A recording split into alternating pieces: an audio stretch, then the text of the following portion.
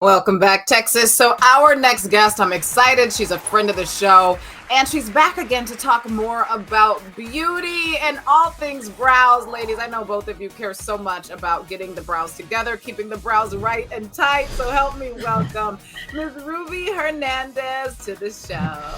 Hi. Welcome. And hey. Hey, Ruby. We are so happy to have you back. And for those who may not regularly get their brows done, can you please talk about the impact that a good brow can have? Oh, absolutely. Brows are the focal point. People usually look at your brows when you first meet them or right off the bat. They'll judge you by them.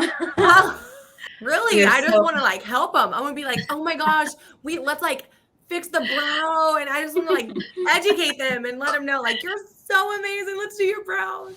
I agree. Brows are like a first impression thing, right? When you look at Yeah. someone and if the brows are crazy, you're just like, whoa, whoa, whoa. And, and speaking of brows, it's not just getting them waxed anymore, right, Ruby?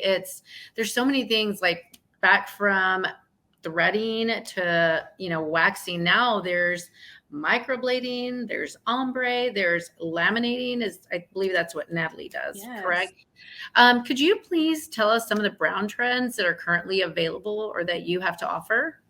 Well, right now we're seeing a very different transition back from I would say 2013 up until maybe last year. Everybody wanted that very bold eyebrow. Now we're starting to see trends from the 2000s. So people are starting to experiment a little bit with the thinner brow. Incredible. So a thinner brow. And that's what makes it scary when you do something permanent, because in 5 years, there may be something new going on. Yes, So, of course. I think it was one of the Hadid sisters. They started with the thinner eyebrow. okay. So now everybody wants a thinner eyebrow. But Wow. there's ways that you can do that with makeup without having to destroy your eyebrows like we did back in the 90s and 2000s. Right. Oh, this is so good, Ruby. So talk about suggestions. What suggestions do you have for those that are trying to find a good brow specialist? Because I am with you. You talk about looking at brows that are not great. That's me looking at myself before I got with you. So Ruby, how do people find a good brow specialist? And if you're at home and can't even get your brows done by a professional, what are some things that people can do to just kind of make sure they're not doing a little bit too much at home? Okay, so for example, locally, you can find someone that specializes in brows and make sure that you check their work, that they really are good. Make sure that they're mapping, that they have good reviews, that they have a lot of work posted. Now, if you live in a bigger city where you have options like the Anastasia Beverly Hills counter, sometimes you can go there and they can do your brows there. You also have the option of Benefit. Benefit will also do your brows, and maybe sometimes independent brow boutiques. I know Dallas area has a bunch of them, so does Austin. You want to look for somewhere where they specialize in brows.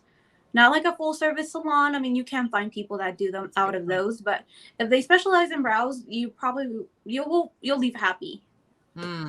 That's a good point. I love that. You are definitely the expert. I am so glad Natalie doesn't fill her eyebrows in and make them an inch wide. Thank God for Ruby. She never did that, by the way, but that'll make people want to go watch at the Natalie's Network just to check it out. Good luck. But how can those watching connect with you and book with you? For me particularly, you can go online to www.browsbyruby.com and you can you can click that link and it'll take you to my booking, or you can follow me on social media and you can also find that same link on there. Ruby, you are so good. You've literally taught me so much about brows, and then these products. I appreciate that too, because even if you don't want to get the wax and do the lamination, all of those things, I think the products that you mentioned, like the Anastasia brow gel, I think it is. Yes, I actually have that on my brows right now, and you can kind of see how flat they are and made them wider than what they are. So this is something that you can do to kind of control your brows, and they won't move. Wow. You have the best brows, Ruby. You really do. They're so Thank you. thick. So beautiful. All right, Ruby, you guys, so much fun. We're going to take a quick break. I hope you guys are enjoying today's show so far. Coming up next, we are diving into how to rebrand and expand your business. We'll be right back.